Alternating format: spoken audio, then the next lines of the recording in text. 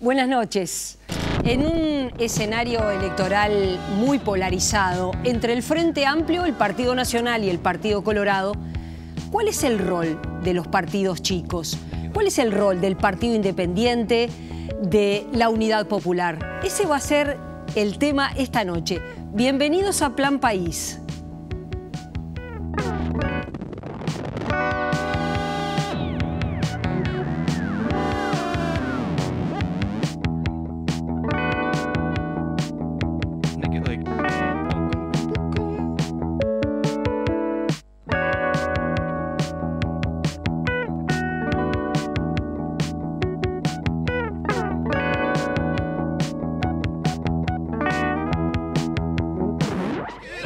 Y si nos basamos en los sondeos de opinión pública, en la foto de hoy, ningún partido tiene mayoría parlamentaria y eso representa un gran desafío para todos. Y sobre eso estuvimos trabajando, Eugenia. Exactamente.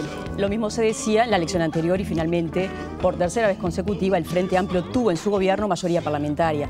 Una cosa que es bastante excepcional en la historia del país, donde los gobiernos normalmente no tenían esta mayoría. El Frente Amplio la perdió entre el 2016 y 2017, hasta que el diputado Gonzalo Mujica finalmente renunció a su banca. ¿Qué pasó en ese periodo? El gobierno tuvo que negociar, tuvo que utilizar herramientas que antes no necesitaba y consiguió, por ejemplo, aprobar su rendición de cuentas. Sí, exactamente, con el voto de Fernando Amado. Exacto, negoció a veces con sectores y otras veces con partidos. En un escenario en el que no haya mayorías parlamentarias, tenemos varias opciones. El gobierno tiene que ser de coalición, es decir, tiene que tener acuerdos macro, lo cual es una cosa mucho más profunda, o simplemente negocia leyes puntuales o impulsa políticas puntuales con diferentes sectores o diferentes partidos. Es así. Vamos a ver un informe donde hacemos, precisamente esto, ¿no? Un relevamiento histórico del rol de los partidos que vamos a recibir hoy, que es el caso del Partido Independiente y la Unidad Popular.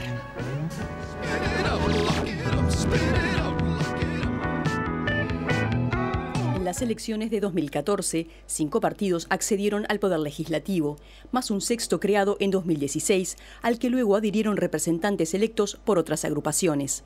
El Partido Independiente y la Unidad Popular conviven en el Parlamento con otros partidos con estructuras y respaldo electoral mucho más amplio, pero tienen un rol clave en los momentos en que el gobierno ha perdido su mayoría parlamentaria. Yo creo que en un gobierno que asume por tercera vez con mayoría absoluta, un partido que tiene mayoría propia en las dos cámaras, es más que nunca es necesario que haya control desde los partidos que no estamos en el gobierno. El Partido Independiente va a apostar fuerte al contralor y también al aporte constructivo a las ideas que puedan ser útiles para el país. La izquierda de este país conoció épocas en donde estaba representada en el Parlamento por un diputado, por 2 diputados o por 3 diputados.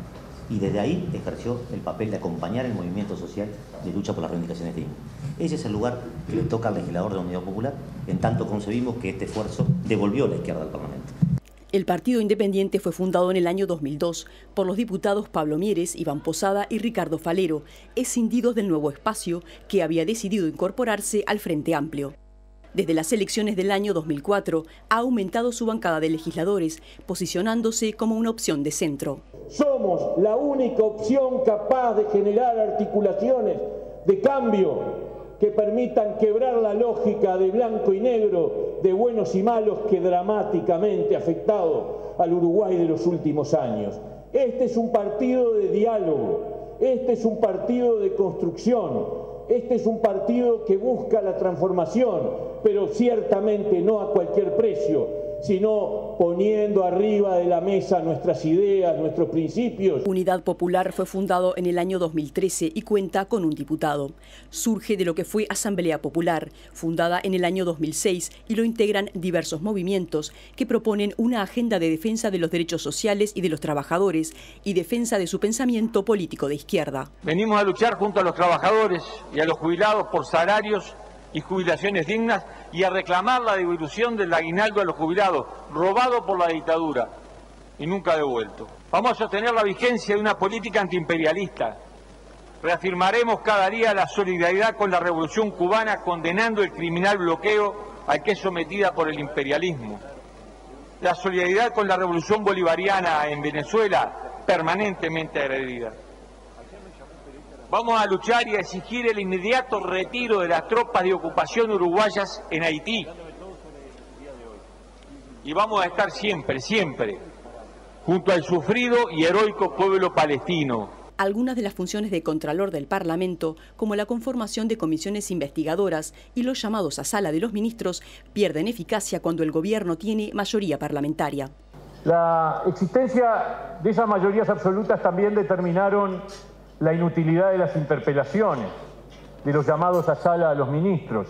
Llegamos a tener en este periodo el curioso caso de ministros que declaraban a la prensa sobre el resultado de la interpelación antes de que se votara en el Parlamento la satisfacción con las explicaciones brindadas.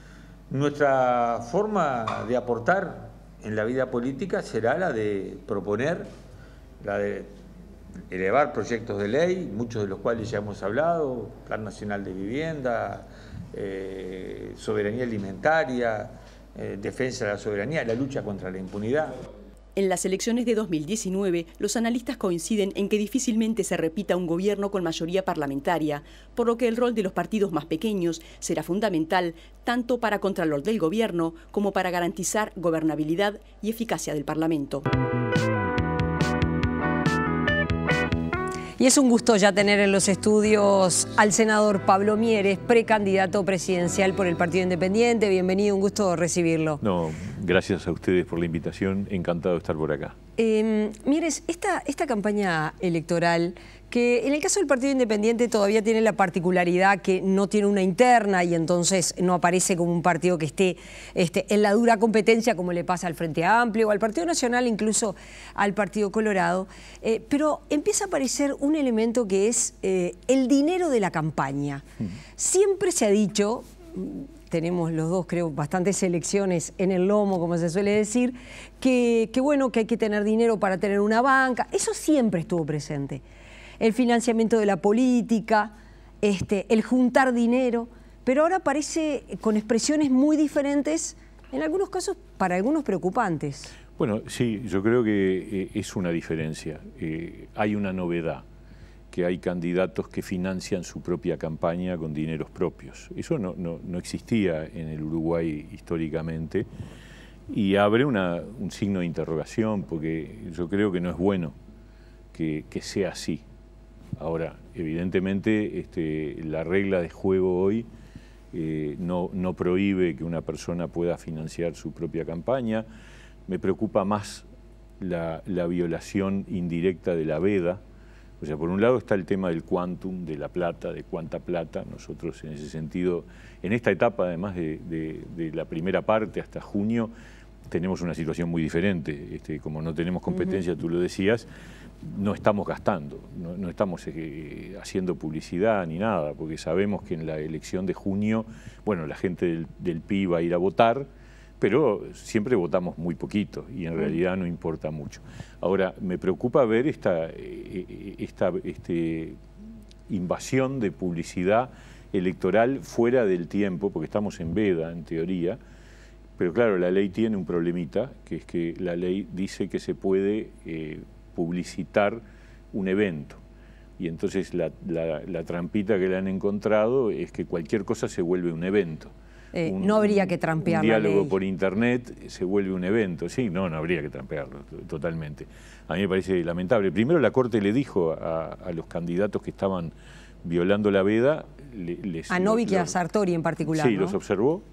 Y ahí empezaron a encontrar el argumento de que se inventan eventos y el evento puede ser una charla en Facebook, ¿no?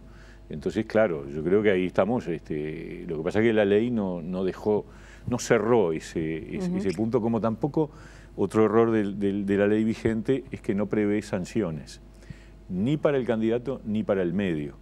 Entonces, claro, es un rezongo de la Corte, pero no hay ninguna otra consecuencia.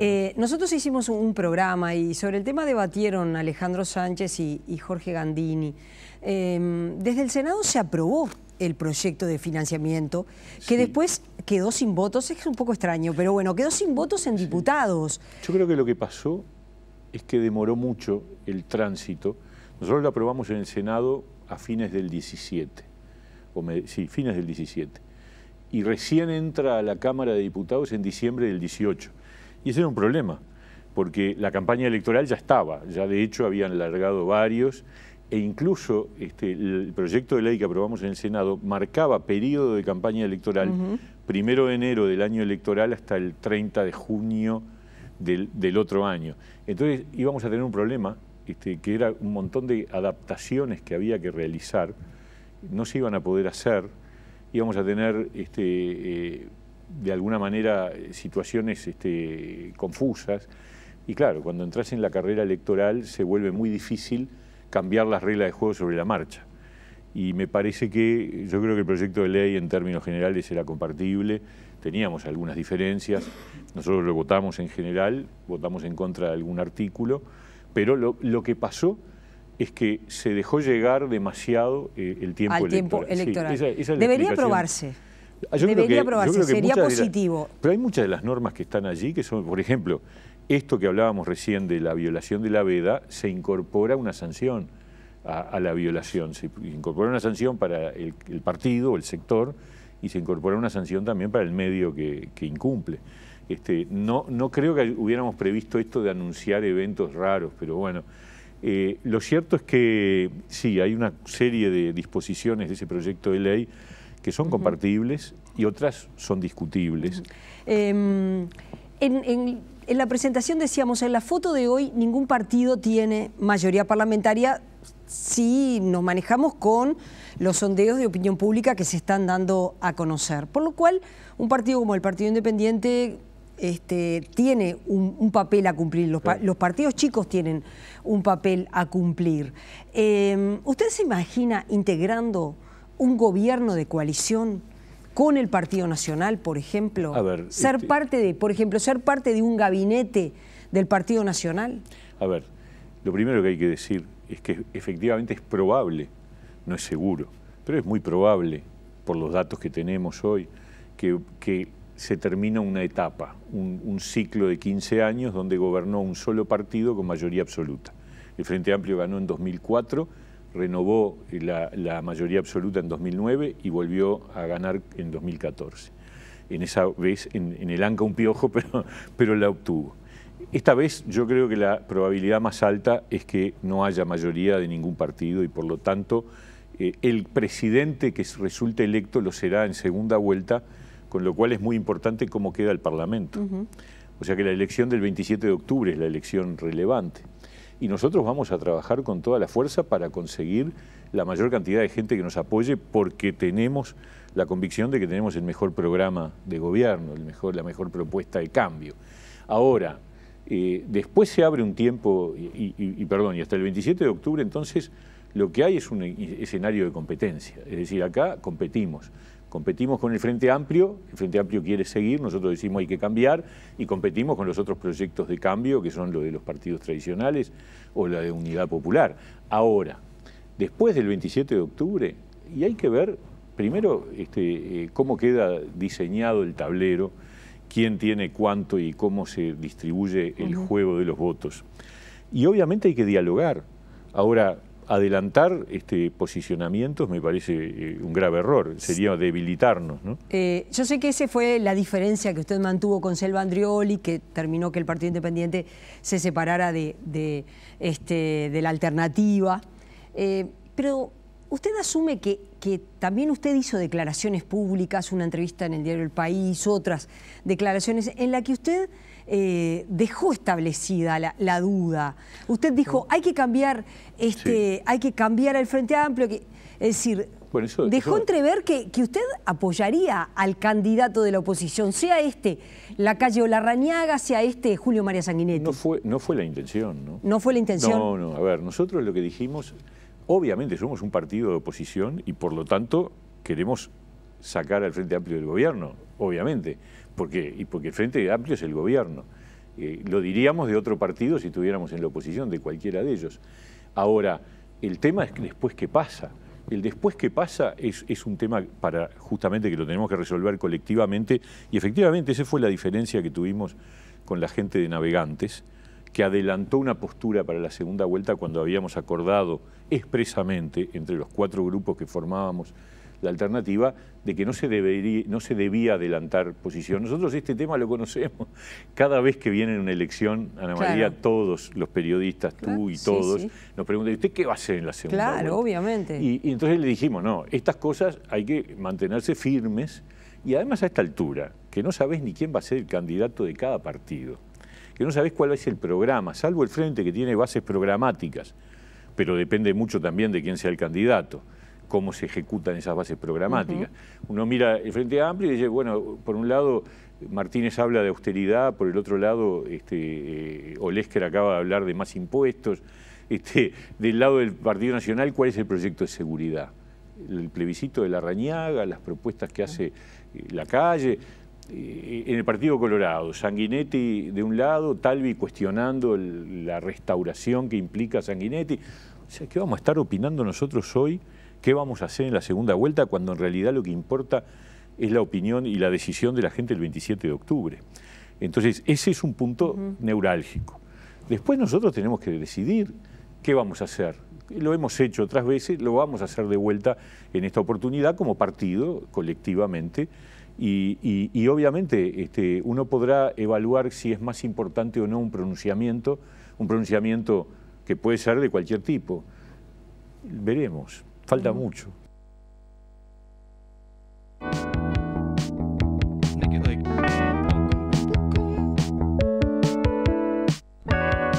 Estamos conversando con el senador Pablo Mieres, precandidato presidencial por el Partido Independiente.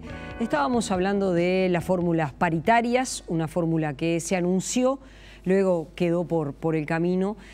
¿Hasta qué punto está el compromiso del Partido Independiente de construir una fórmula paritaria? A mí me parece que es una buena señal para el país que haya fórmulas con equidad de género, en general, independientemente de nosotros mismos.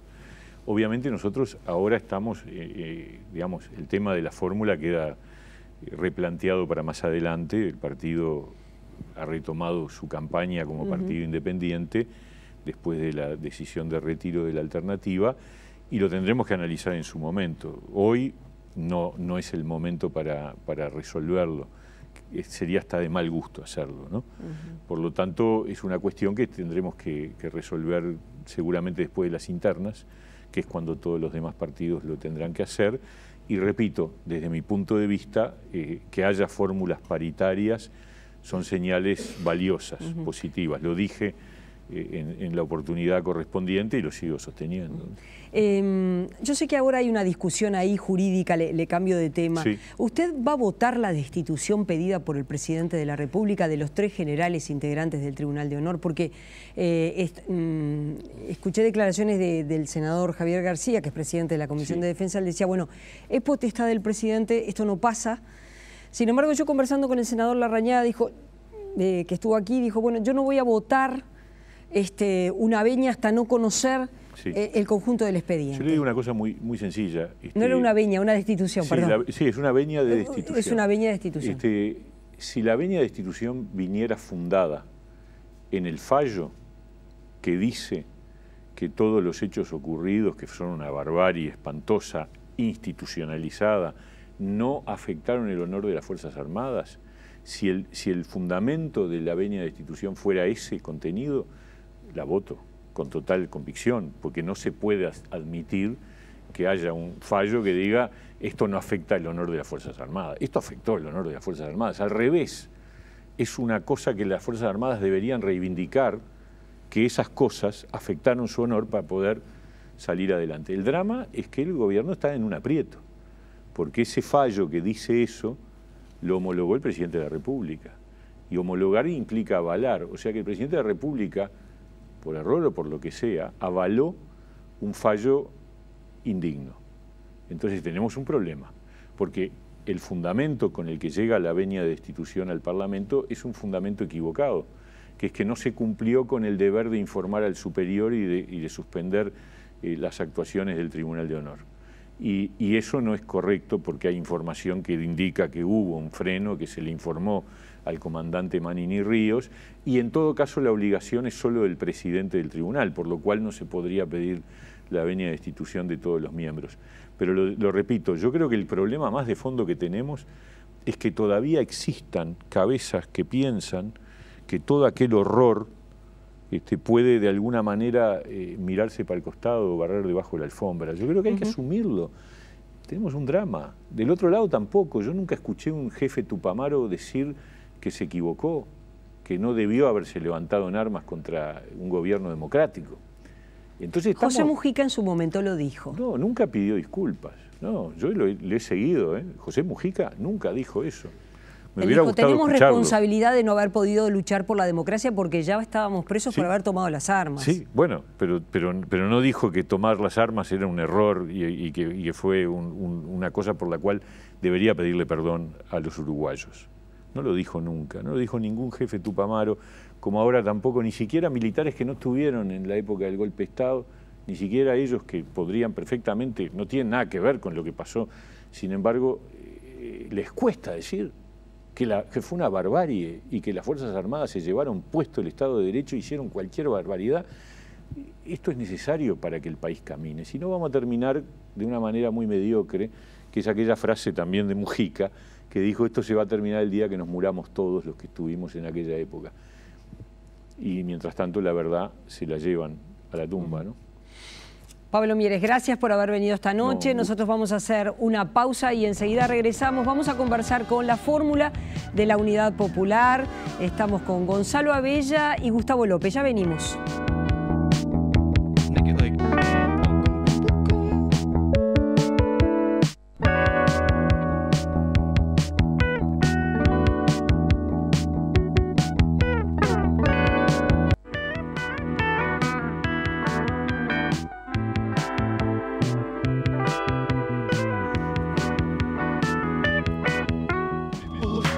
Y es un gusto ya tener a Gonzalo Abella, a Gustavo López, la fórmula del partido La Unidad Popular. Bienvenidos a ambos. Muchas gracias. Ustedes son una fórmula en la que no integran el Parlamento. Allí está el diputado Enrique Rubio. Eduardo Rubio. Sí, me estaba pensando en el vecino, el senador, el ex senador que ahora dice que quiere volver, Eduardo Rubio. ¿Ustedes cómo ven este momento que se está viviendo donde no hay mayorías parlamentarias? Está por un lado el partido de gobierno, el Frente Amplio, por otro lado está el Partido Nacional, el Partido Colorado, y los partidos chicos, que cada vez son más, que tienen un papel también a jugar. Nosotros a los partidos los medimos fundamentalmente por su programa. Y fundamentalmente sobre 3 o 4 preguntas básicas, ¿no? ¿Qué piensan sobre las transnacionales? ¿Qué piensan sobre la deuda externa? ¿Qué piensan sobre la extranjerización de la tierra que estamos sufriendo? ¿Qué piensan sobre la contaminación de las aguas? Y yo te puedo decir que más allá de la aparente diversidad, contra la ley de riego, votó solo la Unidad Popular. Y que realmente cuando se trata de elementos fundamentales vinculados a la extranjerización de la tierra, tal parece que partidos que antes se habían opuesto ya no mencionan nada. Y que realmente el partido de gobierno, que alguna vez habló de reforma agraria, se olvida de que se están expulsando los pequeños productores del campo, que se están muriendo de impuestos los pequeños productores rurales, pero también los pequeños empresarios urbanos, y que realmente la política financiera que está haciendo el gobierno no va a ser cambiada por ninguno de los otros partidos. Se cuestiona la calidad de la gestión del gobierno, pero no se cuestiona el modelo. Solo la Unidad Popular plantea un perfil diferente en cuanto a la nacionalización de la banca, el tema de la reforma agraria, solo la Unidad Popular. O sea que a veces puede haber muchos partidos, pero un solo programa que se comparte. El tema también es cómo llevar adelante en un escenario democrático, de sistema capitalista, por ejemplo, esta idea que ustedes plantean. ¿En qué lugar del mundo hoy se plantea la nacionalización de la banca? En tiempo de campaña electoral afloran diferencias cosméticas. En el fondo se sostiene un modelo único. La base sobre la cual se sostiene el actual modelo económico, que genera un nivel de dependencia extraordinario del Uruguay respecto de los grandes centros de poder, la comparten, grosso modo, el conjunto de los partidos políticos. ¿Uruguay necesita o no una reforma agraria? Esa es la pregunta que hay que hacerse. La pregunta que hay que hacerse es por qué luego de 15 años de gobierno del progresismo, Uruguay tiene más tierras extranjerizadas que nunca antes en la historia de este país desde Hernandarias hasta ahora. ¿Por qué 12.000 pequeños productores menores de 100 hectáreas abandonaron el campo? Esa es la pregunta que hay que hacerse. Usted me dice, en estos tiempos, en esta realidad, en este mundo, ¿eso es posible? ¿Sabe lo que no es posible en este mundo? Es dilapidar el dinero público como se hizo en Pluna y Inancap. Lo que no es posible en este mundo es que luego de 15 años de gobierno del progresismo, la mitad de la clase obrera de este país, 800.000 trabajadores, perciban salarios por debajo de los 25.000 pesos. Lo que no es posible en este país y en este mundo es seguir viendo cómo una recesión se instala en la industria, en el comercio, en la construcción, en la industria manufacturera. 60.000 puestos de trabajo se perdieron en el último periodo en la industria manufacturera, es decir, en la industria que ofrece valor agregado a la materia prima. Uruguay tiene una economía francamente primarizada. Nos convertimos en exportador de materias primas para luego importar productos de alta calificación. ¿Se necesita o no un alto proceso de industrialización? ¿Quién nace sí? Digo, los diagnósticos y la descripción de los problemas, eso lo hacen todos los partidos. No en el pero mundo... ¿cómo se hace para desprimarizar la economía, evitar que el campo no se extranjerice? ¿Sabe cómo? Con un fuerte proceso de un Estado que intervenga activamente en el ciclo económico, que conduzca el ciclo económico. No en el mundo que yo imagino, en el mundo capitalista. Hay lugares en el mundo donde usted le pagan por tener una vaca. Vaya usted a vender una cebolla hasta los Estados Unidos, a ver qué le van a decir. No, esta la producimos nosotros. Y entonces Uruguay no puede tener una industria textil. Con ese discurso ganó Trump las elecciones. No, mire. Uruguay puede o no puede. Ganó con ese discurso. No lo ganó con ese discurso, lo ganó por otras cosas. Lo que se hace afuera lo vamos a empezar a hacer acá. Después no lo está haciendo. Pero vea. Creció la pobreza en Estados Uruguay Unidos. puede o no puede desarrollar industria textil propia. Uruguay tiene que mandar las vacas caminando arriba de un barco sin una hora de valor agregado, o puede desarrollar una industria madre de este país como la industria frigorífica, hoy en manos de un monopolio brasileño. Uruguay puede o no puede desarrollar un conjunto de ramas industriales que supo tenerlas y que hoy no las tiene más. Y puede hacerlo. Pero sin además, ninguna duda. Ya se hizo. Cuando José Valle y Ordóñez nacionalizó, estatizó, apostó a un banco del Estado, le dijeron que los ingleses iban a invadir. Y no pasó nada.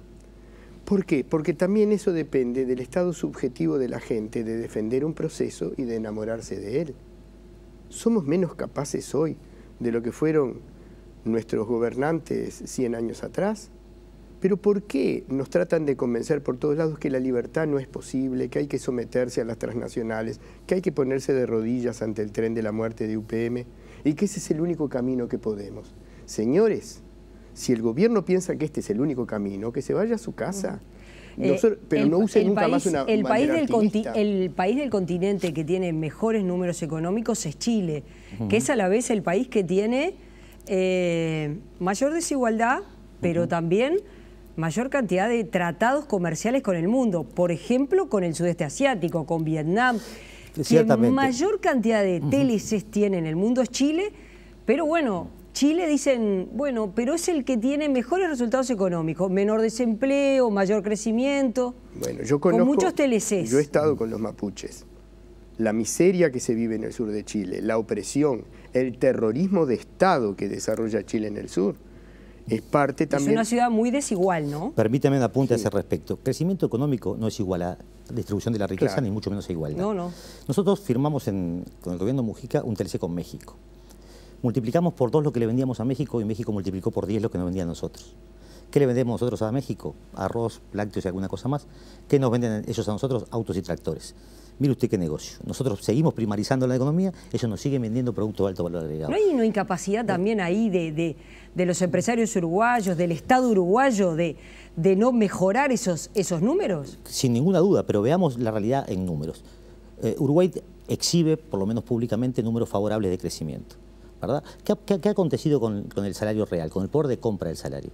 Uruguay vivió entre el 2004 y el 2014 el periodo de mayor expansión económica que conoció la historia de este país, sobre todo producto de los precios internacionales de las materias primas que vendemos. Bueno, el poder de compra del salario entre el 2004 y el 2014 creció 4,25%. En el 2015, 1,58%. Y en el 2018, 0,18%. Es decir, pero Uruguay, pero lo que le van a decir a ustedes es que en América Latina Uruguay, por ejemplo, no tiene hoy prácticamente indigencia, bajó la pobreza, es decir, la economía creció y distribuyó, seguramente menos de lo que los uruguayos hubiéramos querido, pero la economía creció Uruguay está hoy en un proceso económico de estancamiento real con recesión sostenida en áreas claves de la economía, sobre todo las que generan empleo, la construcción, el comercio y la industria manufacturera. Uruguay ha disminuido... UPM es clave en ese proyecto de aumento del empleo, aumento de la construcción que mueve la economía. Mire, el crecimiento, el último dato de crecimiento que maneja el gobierno lo sustentan el crecimiento de las comunicaciones, ¿no? Es decir, se pierden puestos de trabajo en la fábrica y aumentan los WhatsApp. Esa es la realidad del cálculo económico. El Producto Bruto Interno. Sí, transporte, comunicaciones. Sí, eso es básicamente lo que explica que la recesión aún no sea, digamos, más dramática, ¿no? ¿Cuál es la reducción? ¿Se disminuyó la pobreza? Bueno, usted sabe que las estadísticas siempre hay que relativizarlas a la hora del análisis de fondo de la cosa, ¿no? Si a usted le dice que en Montevideo si gana 10.000 pesos no es pobre y en el interior si gana 5.400 no es pobre, bueno, los números les van a dar en función de lo que usted pregunta, ¿verdad? Uruguay tiene 137.000 niños, niñas y adolescentes entre 0 y 17 años por debajo de la línea de pobreza. Esto es una tragedia, es lacerante. ¿Cuál es el resultado final de los 15 años de gobierno progresista? Objetivamente, rigurosamente establecido en cifras, los ricos son más ricos que nunca antes y en el mejor de los casos, los pobres son apenas menos pobres. ¿Y qué escenario imaginan ustedes 2020-2025, ¿no? Donde, bueno, evidentemente el mundo, no solo para el Uruguay, vienen momentos económicos complicados. Ustedes, por ejemplo, yo sé que ustedes públicamente defienden la no intervención de Venezuela, pero hoy en la Venezuela de Maduro los niños, las niñas y los adolescentes se están muriendo de hambre, López. Sí, yo imaginaba y todo no se le puede, y toda la culpa la tiene Estados Unidos y Trump. Sin ninguna duda que no. Yo estaba a la espera de esa pregunta. Mire, yo tengo 3 o 4 cosas claras respecto a Venezuela. La primera, que hay un gobierno legítimo. La segunda, que hay una institucionalidad que la oposición pretende violentar. La tercera, que en Venezuela hay una crisis importante, social, económica, en la cual el gobierno seguro que comparte responsabilidad. Pero ¿sabe cuál es la peor hipótesis y la certeza mayor que tengo? Que lo peor que le puede pasar a este continente y al mundo es una intervención militar de los Estados Unidos. Sobra evidencia para comprobar eso. Y una cosa más sobre Venezuela. La Unidad Popular es muy cuidadosa de no juzgar los gobiernos en lo interno, pero es muy celosa de proteger a un Estado agredido de un Estado agresor.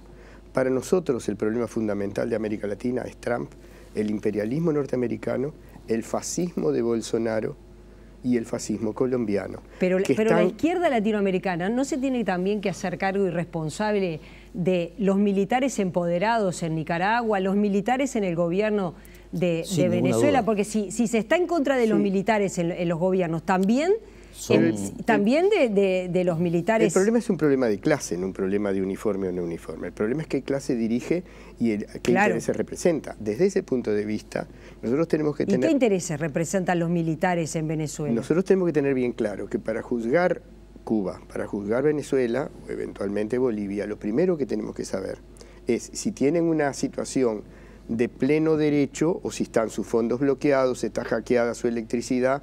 Entonces nosotros no podemos juzgar a un país que está profundamente agredido, sino que tenemos en primer lugar que exigir el cese de la intervención. El cese de la intervención de la OEA, el cese de la intervención del imperialismo, el cese del bloqueo, el cese del desabastecimiento artificial interno, el robo de medicinas y de productos subvencionados. Y una vez que se resuelva la paz, bueno, que el pueblo venezolano decida. Pero nosotros tenemos como principio decir, ¿qué decimos nosotros de Cuba?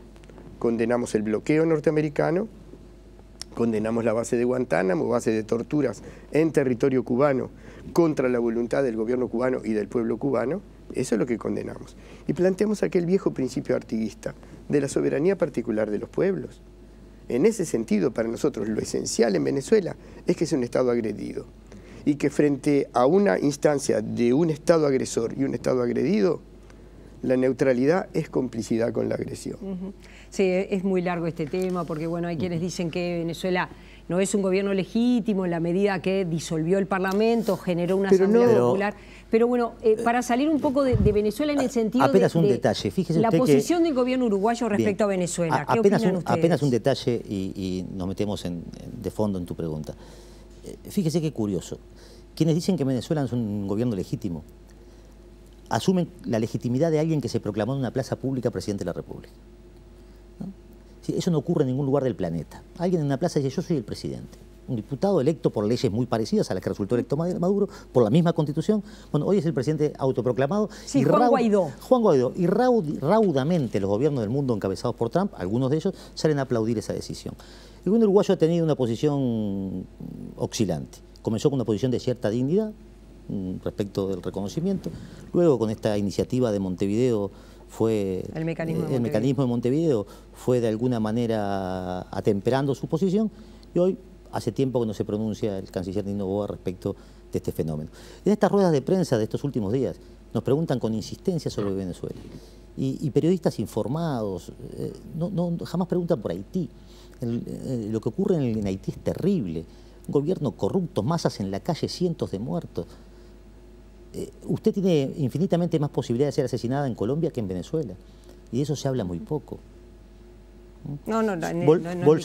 Bolsonaro acaba de salir a celebrar el golpe de Estado, ha prometido militarizar favelas y matar simplemente a quien es portador de cara de pobre, y de esas cosas hablamos poco. Sí, Luego, si usted quiere saber mi opinión sobre el gobierno de Maduro, en otro día me invita y con mucho gusto. No, por eso yo no era la intención quedarme, pero yo sé que ustedes defienden el gobierno de Maduro, que el gobierno de Maduro ha quedado Nosotros bastante... defendemos la autodeterminación del pueblo venezolano, y nos oponemos categóricamente a la intervención extranjera, particularmente a la intervención yanqui. Sí, se lo preguntaría también a un mexicano o a un boliviano, porque ellos, el gobierno actual de México apoya actualmente al gobierno de Maduro, la no intervención en Venezuela o en el caso de Bolivia. La diferencia de que usted mencionaba Bolivia es que en realidad Evo Morales ha logrado ganar las elecciones sin sustituir poderes, ¿no? Digo, decir, Evo Morales no está siendo agredido porque el imperio ha concentrado sus fuerzas en Venezuela. Si lograra desestabilizar totalmente a Venezuela, ya Evo Morales pasa a ser el malvado de la historia. Todavía no lo es. Pero ahorran fuerzas para concentrar. Y si lograran desestabilizar a Morales, bueno, entonces volverían con Díaz-Canel y Cuba. Es decir, ellos golpean de los países que quieren cierta soberanía el eslabón que entienden más débil, el que pueden golpear primero. Y en este caso, quizá por errores de Maduro, que yo no voy a juzgar, pero fundamentalmente porque se ha logrado una estrategia de hackeo electrónico de las comunicaciones, de problemas serios. Si Venezuela no hubiera tenido un pueblo organizado, incluso de las milicias, le hubiera pasado como Allende en Chile. Lo que pasa es que Venezuela tiene toda una estructura social. Sí, hay un interés petrolero por Venezuela que no existe. Claro. Usted mencionaba Haití. Haití, por supuesto, que ahí no le van a llevar ayuda humanitaria. ¿Y por qué las tropas, los cascos azules de Naciones Unidas, llegaron, introdujeron el cólera en Haití, violaron y no resolvieron nada, y después se fueron y Haití está peor? Entre esos el ejército uruguayo, ¿verdad? ¿Cuál era el objetivo en Haití? Porque como cuerpos de paz fracasaron, si realmente buscaban la paz. Ahora, si buscaban explotar a un pueblo, vencieron.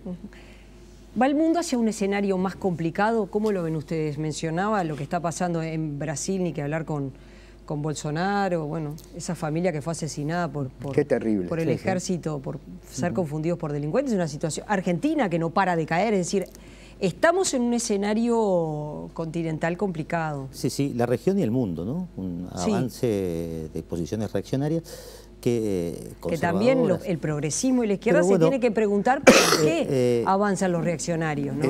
Te adelantas a la conclusión a la que pretendía arribar. Comparten responsabilidad decisiva en el advenimiento de gobiernos de esta naturaleza los gobiernos progresistas. Gobiernos que han defraudado abiertamente a su masa de votantes, gobiernos que han accedido al gobierno en aras de un discurso de cambio y transformación, y luego demostraron ser el peor de los continuismos. Continuismo en materia económica, continuismo en materia de corrupción, no han resuelto los grandes problemas de la gente, y eso lo podemos aplicar a Uruguay del mismo modo, con las diferencias de grado, ¿no? Uruguay tiene ciertamente una democracia más consolidada, una tradición republicana de mayor peso, pero ya hay evidencias concretas de eso. Ya empieza a aparecer en la escena política ese tipo de razonamientos, por ejemplo, que luego son los que a Bolsonaro, que le permitieron el ascenso de Bolsonaro. Ahora, el Frente ha desprestigiado la palabra izquierda. Ahora dos o tres ejemplos muy simples para comprender. Cuando nosotros proponemos la reforma agraria, usted me puede decir, bueno, no, pero el mundo de hoy no lo permite. Ahora, no hay una chacra comunitaria acá. Han vendido la mitad de la tierra del país a mano extranjera. Usted me dice, bueno, pero usted quiere nacionalizar toda la industria frigorífica. ¿Quiere que vaya más despacio? Un frigorífico. Uno que reactive el mercado interno, que coloca un corte de carne barata en la mesa del obrero, que genere 2 o 3 mil puestos de trabajo. Uno, ninguno. Usted me dice, bueno, no puedo pagar la deuda externa. ¿Cómo que no puedo? Pero gobiernos del mundo capitalista lo hicieron. Se sentaron con los acreedores y le dijeron, mire, mi amigo, primero están las necesidades de mi gente y después voy a ver cuánto le debo y si le debo. Y acá no puede haber un gobierno con dignidad nacional que le diga a los acreedores, mire, el día que los 3 millones de uruguayos coman 3 veces por día, con postre y todo, les voy a ver si le pago. ¿No? Entonces, ¿dónde estamos? Es decir, ¿cuál es la milonga que nos quieren contar de que este es el mejor de los mundos posibles y que no se puede avanzar más? ¿Por qué no se puede avanzar más? En estos días, usted lo conoce, se ha hecho público un informe que da cuenta de la asistencia de 654 asentamientos irregulares en el país. ¿Sí? Casi 250.000 de y además, uruguayos. ese dato que usted dio, de donde creció más la pobreza, está ubicado en los niños de 0 a 17 años. Entonces, el tema es con qué fuerzas sociales se puede entender. Bueno, ahora, ¿con qué fuerzas políticas usted dice, bueno, avancemos hacia ahí, a decir, no pagar la deuda externa, reforma agraria? ¿Con qué partido político? En el año 2005, seguramente usted y yo, y buena parte de los aquí presentes, celebramos el advenimiento del cambio. Yo vivía por entonces en el Cerro de Montevideo y viví lo más parecido a lo que yo imaginaba que era una insurrección popular. Decenas de miles de vecinos caminando rumbo al hotel presidente, llorando y abrazándose por las calles. Alguna prensa dice que había 1 millón de personas en la calle en el país ese día. Esa era la fuerza social del cambio. Esa era la fuerza social que permitía nacionalizar la banca, hacer la reforma agraria. Hoy lo decía Gonzalo. Pero el ferrocarril a los ingleses se le quedó Valle. Imagínese usted que había que tener coraje. Y nosotros no podemos con la industria frigorífica. ¿A usted le parece que el 10%, eso lo dice la CEPAL, no yo, el 10% de la población uruguaya posee el 50% de los bienes muebles y inmuebles del país? Sí, el 1% concentra el 60% de la riqueza. Y no hay ninguna responsabilidad en la política de Astori en ese nivel de concentración obscena de la riqueza.